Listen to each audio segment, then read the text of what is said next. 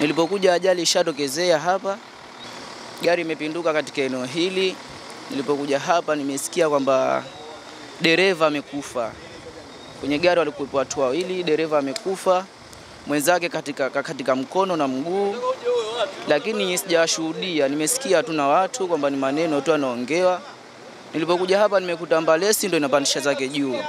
Baada ya kufika maeneo ya tukio, nimeshuhudia dereva yupo katika siti yake ya mbele amebanwa, kusema kweli yupo katika mazingira tatanishi kweli kweli.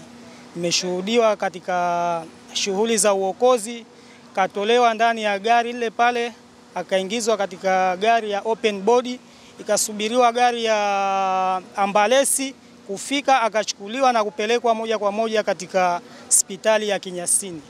Mwili wa marehemu unaojulikana kwa majina matatu ya Nasoro Fatawi Idi, ana miaka 25, mshirazi wa Machomane, Chake Chake, Pemba.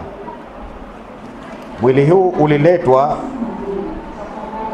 ukiwa umekufa tayari, kwa akiendesha gari la kuchanganyia zege ambalo wanaliita mixer. Gari hii ilimzidi na kupinduka na kumbana dereva katika sehemu ya kifua na kichwa. Baada ya uchunguzi wa kidaktari, ilibainika kwamba chanzo cha kifo cha marehemu ni kupata majeraha makali makubwa katika kichwa pamoja na kifua. Kupokea majeruhi mmoja ambao kwa jina anaitwa Joseph Orsonatus Kamugisha. Huyu ni mkazi wa Machomane. Lakini once ilikotokezea ajali, sehemu za Chamanango, walipopita askari wakamuona, wakamleta kwenye hospitali yetu hii.